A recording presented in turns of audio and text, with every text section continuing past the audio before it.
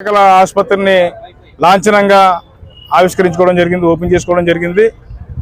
దీనికి సుమారుగా 5,99,99 లక్షల రూపాయలు, సుమారుగా 6 కోట్ల రూపాయలు నిధులతో 30 పడకల ఆసుపత్రిని నూతనంగా నిర్మించుకోవడం జరిగింది, ఓపెన్ చేసుకోవడం జరిగింది. భవిష్యత్తులో ఈ హాస్పిటల్ 30 నుంచి 50 పడకల హాస్పిటల్ అవడానికి కృషి చేస్తామని చెప్పేసి తెలియజేస్తా ఉన్నాం. గౌరవ ముఖ్యమంత్రి వర్యులు వైఎస్ జగన్మోహన్ రెడ్డి గారు అడిగిన వెంటనే ఈ గోకవరానికి సుమారుగా 6 కోట్ల రూపాయల నిధులు మంజూరు చేయడం జరిగింది.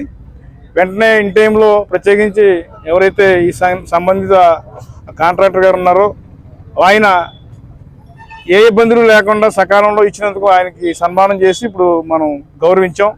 అదేవిధంగా ఈ 50 పడకలకు కూడా దాన్ని ఇంకా ఎన్హాన్స్ చేసుకోవడానికి గౌరవ ముఖ్యమంత్రి వర్యుల్ని అడిగి దానికి కూడా కృషి చేస్తామని చెప్పేసి అందులో ఎవరైతే టీం ఉన్నారో ప్రజాప్రతినిధులందరూ కూడా భాగస్వామ్యం అయినందుకు ప్రత్యేకించి ధన్యవాదాలు తెలియజేస్తా ఉన్నాం.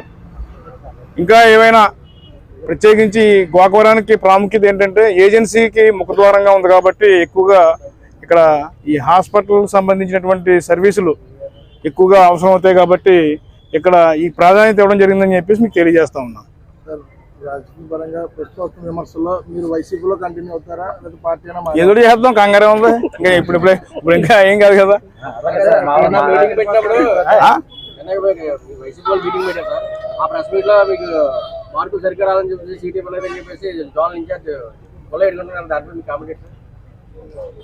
దానికి ఏమో పెద్ద మార్కులు రాకపోవచ్చు. ఇప్పుడు అలా కదండి, ఒకటి ఏదో విమర్శించారు. ప్రస్తుత ఎమ్మెల్యేగా ఇప్పుడు జగన్మోహన్ రెడ్డి గారు మార్పులు చేర్పులు చేస్తున్నారు. మంచి క్వశ్చన్ ఇది. ఇప్పుడు ఎలాగంటే అండి, జగ్గంపేట నియోజకవర్గానికి నన్ను శాసనసభ్యునిగా ఒకసారి అవకాశం ఇచ్చి ముఖ్యమంత్రిని చేశారు. ముఖ్యమంత్రి గారు నాకు అవకాశం ఇచ్చి శాసనసభ్యునిగా చేశారు.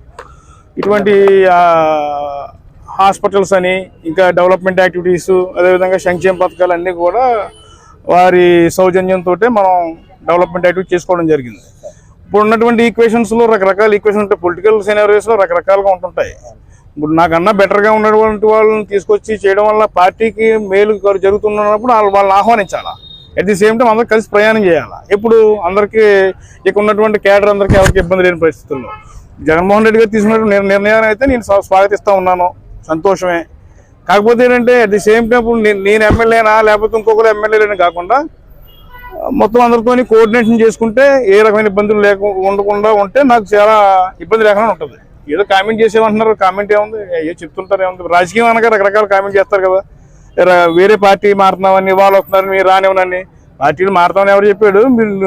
మీరు ఏదో భుజాలు తొడుకునే పరిస్థితి ఉంది రకరకాలుగా. కోటనరసింహ గారికి వైసీపీగా ఇక్కడ ఇన్ఛార్జ్ ఇస్తామని ప్రచారం చేస్తున్నారు. ఒకవేళ ఇస్తే మీరు ఆయనకి మద్దతు పలుకుతారు, సపోర్ట్గా ఉంటారు? ఉంటాం ఎందుకుంటాం. ఇప్పుడు ఆయన గతంలో నాకు కోఆపరేట్ చేశారు, నేను కోఆపరేట్ చేస్తాను, చేయాలి, తప్పలేదు, ధర్మం, వృత్తి ధర్మం. అట్ ది సేమ్ టైం ఏంటంటే కార్యకర్తలందరినీ కూడా కలుపుకుని వెళ్ళాలి అనేటువంటిది నా యొక్క అభిప్రాయం. నేనైతే లాయల్గా ఉంటాను పార్టీకి. కాకపోతే మరి వీళ్ళ మనోభావాలు దెబ్బతినకుండా చూసుకోవాలి. ఇప్పుడు ఆయన ఏదో అంటున్నారు, ఆయన విలేకరుగానే మీరు ఆయన ఏదో చెప్తున్నారు ఎవరో కామెంట్ చేశారని చెప్పేసి. అటువంటిప్పుడు ఇక్కడ రీజనల్ కోఆర్డినేటర్గా నేనే ఇచ్చాను ఆయనకి. ఇప్పుడు గుల్లా ఏడుకొండలన్న ఆయనకి రీజనల్ కోఆర్డినేటర్ నేనే ఇచ్చాను.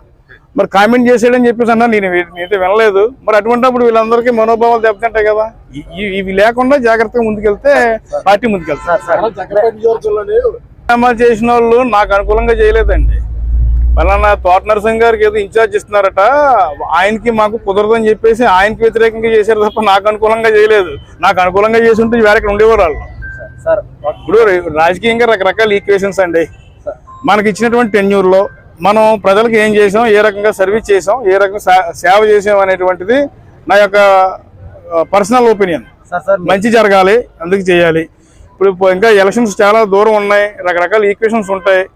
ఏదైనా ఇప్పుడు నేను ఏదైనా స్టెప్ తీసుకోవాలి లేకపోతే ఇంకో రకంగా మార్పులు చేర్పులు అనేటువంటిది నా చేతుల్లో ఉండదు. అది ఇప్పుడు నరసింహ గారికి నిజంగా టికెట్ ఇస్తే ఖచ్చితంగా ఆహ్వానిస్తాను నేను, ఎందుకంటే పార్టీ గెలవాలి నా ముఖ్య ఉద్దేశం. అట్ ది సేమ్ టైం ఏమంటున్నాను, పార్టీ కేడర్ అందరినీ కూడా కలుపుకుని ముందుకు వెళ్తే బాగుంటుందని చెప్పేసి నా ఉద్దేశం. మెయిన్ అదే. ఇప్పుడు గ్రూపులు లేకుండా అంటే ఇప్పుడు ఇక్కడ ఉంది ఆయన ఎవరో రీజనల్ కోఆర్డినేటర్ ఇచ్చిన ఆయన అప్పుడే కామెంట్ చేసాడు. ఇప్పుడు టికెట్ ఇచ్చింది లేదు, నెగ్గింది లేదు. ఇంకా 3 నెలలు నేనే ఉంటాను శాసనసభ్యులుగా. ఇంకా ఊరికి కంగారు పడిపోతే ఎలాగా? ఒక నాయకుడు అన్నవాడు నిబద్ధతతో ఉండాలా. సార్ ఇదే విషయాన్ని అధిష్టానం ఎవరు జరిగింది వాళ్ళ అబ్బాయిది ఆయన ఆర్గనైజ్ చేశారు. ఎంపీపీ మా ఎంపీపీ గారు, నా ఎంపీపీ గారే. ఏంటి పార్టీ ఇచ్చినటువంటి స్టాండ్ని ఆయన నిలబెట్టుకున్నాడు. మరి ఈవేళ ఇక్కడికి వచ్చింది రిబ్బన్ కట్ చేశాడు కదా ఆయన. ఆ రకంగా అందరూ కలిసి ముందుకెళ్ళాలి. ఉంటే ఏదైనా నేను నిర్ణయం తీసుకున్నాను అనుకోండి, మీ అందరికీ చెప్పే కదా వెళ్తా. కంగారే ఉంది, ఎలక్షన్ చాలా టైం ఉంది కదా. ముఖ్యమంత్రి సీట్ కావాలని అడుగుతాను, ఇస్తాడా? నాకు అలా కాదయా, అలా కాదు. ఇప్పుడు ఇస్తానంటే ముఖ్యమంత్రి సీట్ అడుగుతాను, ఇమ్మనండి. అవన్నీ ఎందుకండి? అవన్నీ రకరకాల పుకార్లు షికారులు చేస్తాయి. అవన్నీ కాదు, మనకి ఇచ్చినటువంటి టెన్యూర్లో మనం ఎంతవరకు న్యాయం చేసేమనేటువంటిది నేను చూసుకుంటాను. ఏమండి? అందరికీ నమస్కారం. Please subscribe .news.